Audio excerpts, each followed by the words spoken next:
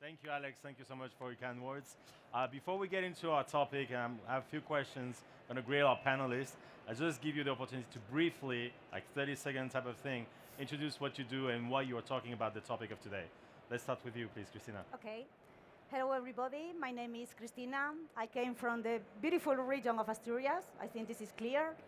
I run there a Center for Entrepreneurship and Innovation, a business incubation center. We run different programs, acceleration services, access to finance, cooperation, and I am personally involved in several international strategies of the European Commission, Horizon 2020, advisory committees, and I'm also vice president of the European Association of Business Incubation Centers. Beautiful. You busy.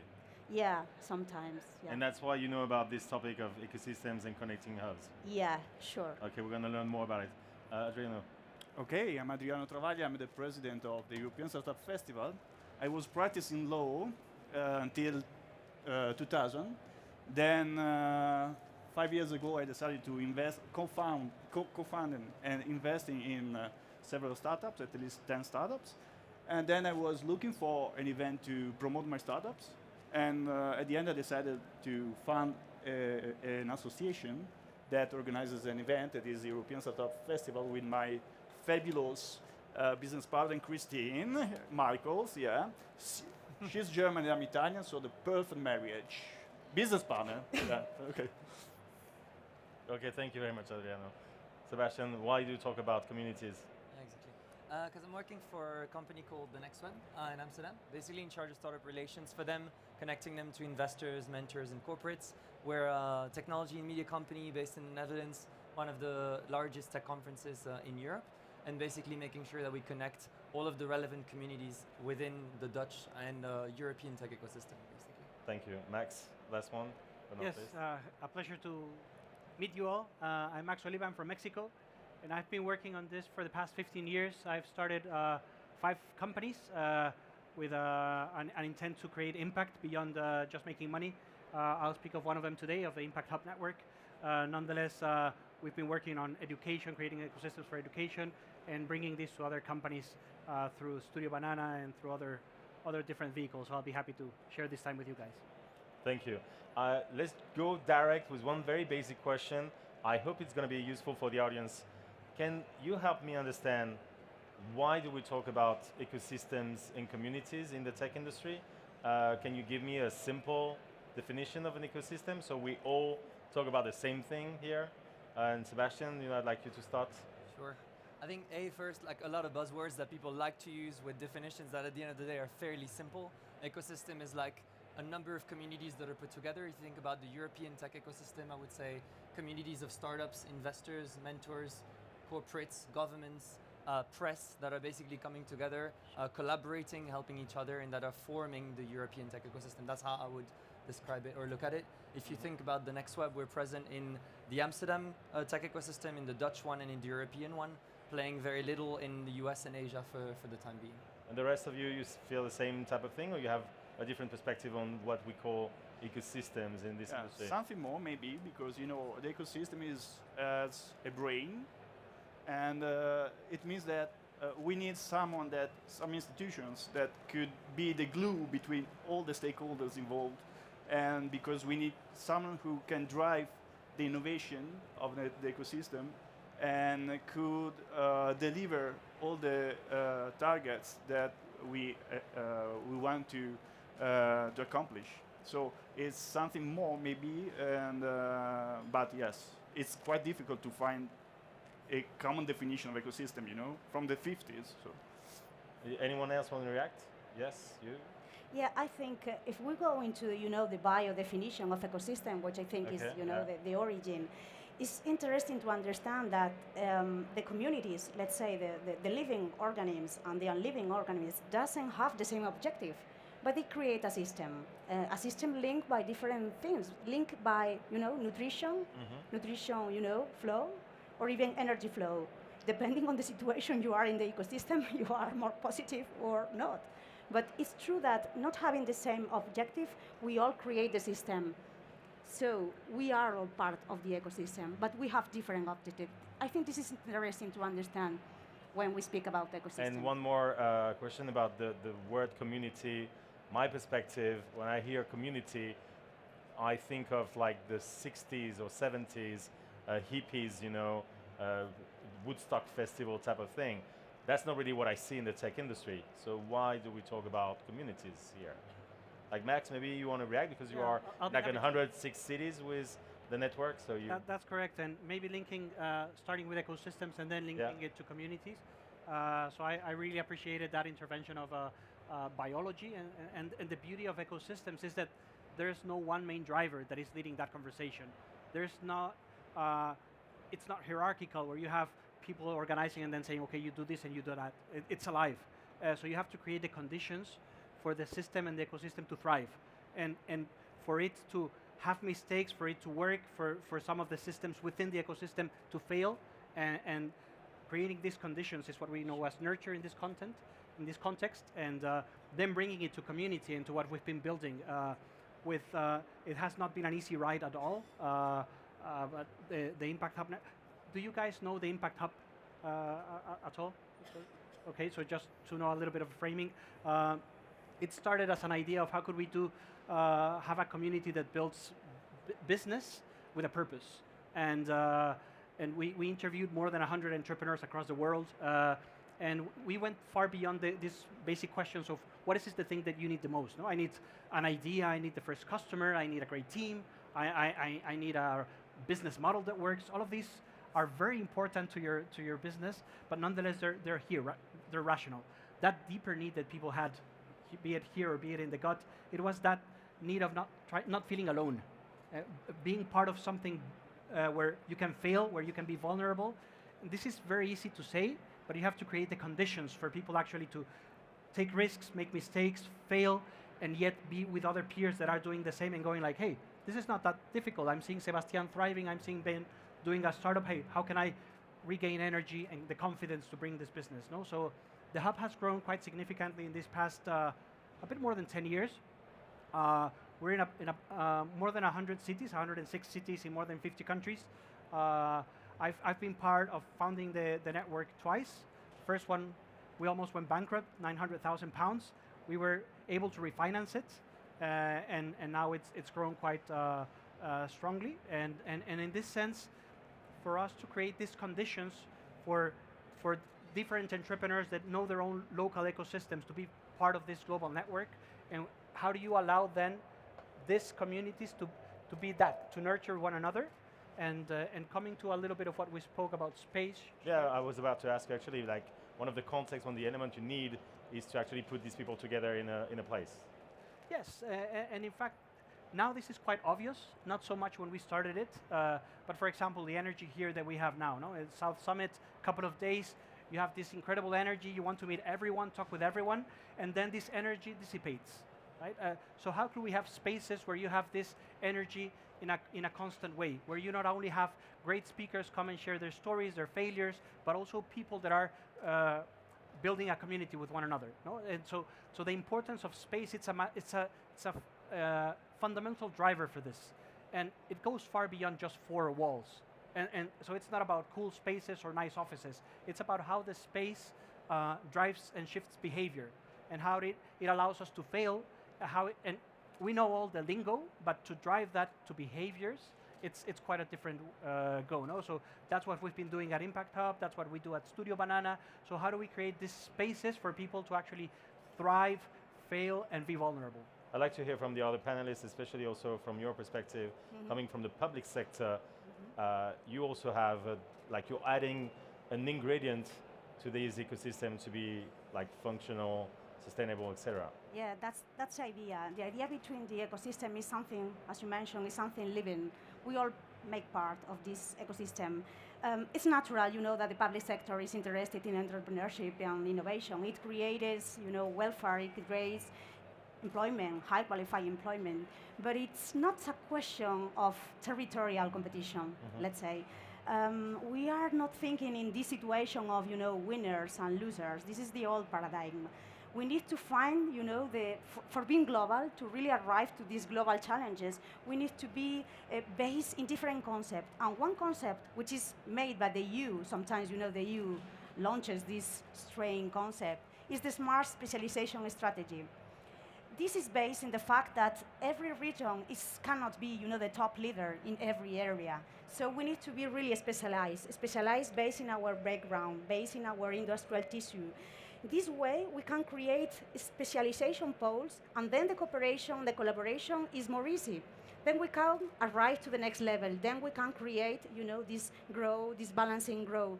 That's interesting because this is the only real objective of the public sector, the welfare of the people. And if you would say, like from the international perspective, so I know you're supporting, like it's very local or regional what you're doing, really to support entrepreneurs in that particular area. How does it come, in practice for you to also connect with other ecosystems? Yeah, it's different level, When you work in the public sector, you need to ensure a kind of, different level of services. If you can really help your companies to grow, to scale, then you need to understand the rules of the play. And the rules of the play makes that you need to have connection in all Europe to really help your entrepreneurs to go to this. So I think the key is to really allow and put the conditions in the ecosystem that every actor is connected on their own networks, and that all the things playing. I think this is the clear role of the public administration, to put the conditions. That's it. Anyone want to say something about the public sector, like working with the public sector? Public sector is always lacking, so it's a mess to talk about public sector in you want more, not public sector. Yeah? You want more public sector. Yes, obviously, because we don't count anything in the world as Europe.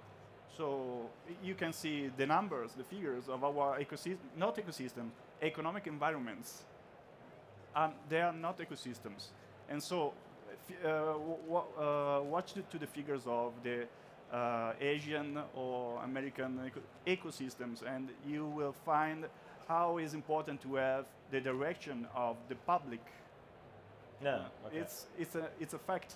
So everyone agrees there on this, Sebastien? I mean, for us, one of the things that I think we want to see more is having the public sector more involved in unifying different tech ecosystems and really bringing different hubs, particularly in this case, I'm talking about the Netherlands, but we see it in France and Germany, in the UK, of having different cities that have their own objectives and their own goals to start playing together and unifying their efforts and their budgets in being able to have sort of like bigger delegations and more thought-through delegations instead of having different cities that are playing for themselves, only trying to please their small local stakeholders. Because on the global scale, you're talking about Asia and the US, nobody really cares whether we're about Madrid or Barcelona or, Valencia. It's sort of like, bigger than that. And I think we have a very hard time in the private sector level to be able to have that unification, which we're really expecting more and more from the public sector. Got it. I have two things to say quickly. One, there was this article recently published by the guys from The Family. They did a tour of events in different cities in Europe, and their message was that the European ecosystem doesn't exist. It's like it doesn't exist. We at Sesame, we believe that events have a role in that, particular field, or accelerating the connections between those hubs, putting some, priorities in the agenda. But as an event organizer, your priority is just to make money, and be functional. I'd like to ask you, Adriano, you started an event for your startup. Now, how do you feel about this, the role of connecting ecosystems together? And I think it's part of what you're trying to do. Yeah. Yes, my idea is that creating something of value for me and for us, obviously, the following level is to share this value with all the stakeholders involved in an environment. Even if it's not an ecosystem. So what we are looking for is to create a pan-European level of negotiation between all the stakeholders to overcome all the issues that each one of the countries or maybe each one of the cities have. So for example, in Italy we don't have VCs, and so we have to go abroad to find VCs. Mm-hmm. And the only way is it's not easy to send an email to a VC advisor and to have a meeting with him, but the only way is to connect ourselves in this occasion, obviously, because they are the main occasions that we have to meet people, and but also to cultivate our relations as humans, not as a mere connection between, can I say, fragmented pieces of an environment, but to make sure that we are able to befriend and to cultivate the friendship as a value for collaborate each other. So that's why I thought to fund the association that has a vibe, a different vibe. This is a wonderful place, but it's also a very mega event for us. Very well organized, so you have all the opportunities to meet people, but maybe also you are quite, can I say, disoriented to find the right people and to make friends for your life, for your business life. Yeah, yeah. Very interesting point, because when I hear communities in tech, one of my problem is that I consider that it's hard to monetize a community. So, and part of the reason why it's very hard to connect those different, ecosystems or communities is because what's in it for them? Like if you're looking at, okay, my priorities is to support my startups, I'm investing money on those programs. If I work with this other ecosystem, that other city or that other country, what will be the output for us, right? And yeah, basically, I feel that we use the term community to say, okay, let's do it for free, like that type of thing. Any feedback, any reaction to this? Yes, Max? Yeah, I think it's fundamental, and in a way there's a beauty. To work for free? No, there's a beauty that it's hard to capture the value of a community. Yeah. And nonetheless, we all acknowledge it, right? So perhaps you find different business models that allow you to be sustainable, and the community is harder to materialize it. Nonetheless, the value is there. And I'll give you just a couple of examples. The first one being Impact Hub. One of our business models is co-working, another one is events management, the other one is creating projects with companies. So those are the business models. Now, the engine that allows this to happen is the community. And it nurtures itself. That's what keeps us competitive in a market that has much more competitive players than ourselves. And nonetheless, we have found a niche of people that want to do an impact through their business that connects to this. So then it's a community that engages on a common purpose. And a second example that was a spin-off of this, actually, it's Team Labs. And it was, hey, how do we, if you want to become an entrepreneur, there's no way to be taught to be an entrepreneur. You have to start a company, fail, do it again, do it until you learn by doing, right? It's quite obvious. And so we started this company of, how about we bring the university 100% outside of the university, which is Team Labs.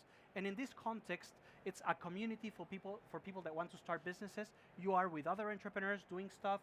You have students that are getting an undergrad degree, but together with other entrepreneurs. So the value is in the community. The revenue model there is you get an official undergrad degree. So I think they should be separate. Nonetheless, the real value is the community, and we are far smarter as consumers than what many times we give ourselves credit to. So it's very easy to acknowledge when it's a real community and when it's a nice wording that you put on the wall: community, friendship, connect, innovation, and you go like, it's quite shallow. Yeah. No? One last question, because I have an amazing group of speakers here with like a lot of knowledge. I believe that in this room there are a lot of people, I hope that a lot of you are interested about building communities. Like some of you might be community builders, event organizers, working in communication marketing, stuff like that, right? Like helping people around you connect. If you say one word, just one word, each of you, to your best advice for all of them to grow better communities, to connect their ecosystems together, what would it be? Max is going for it. One word? Yes, just one. Just focus on your user. That's like 4 words, but okay. User. Okay, user. So, okay, fair enough. Hashtag focus on your user. Sebastien? Yeah, that wasn't planned, huh? Yeah, that wasn't planned. I would say internationalization. Okay, internationalization. So user focus, internationalization. Adriano? Oh, collaboration. Okay, collaboration. Yeah, it was mine. It was Co-creation. mine? Oh, sorry. It was mine. sorry. Co-creation. Yeah, it's the key. Sharing. So you get to your phone, you tweet that with a photo of us. International user co-creation collaboration. Thank you so much for being with us today. If you want to talk, we'll be outside. And thank you to all of you for being with us as well. Thank you very much.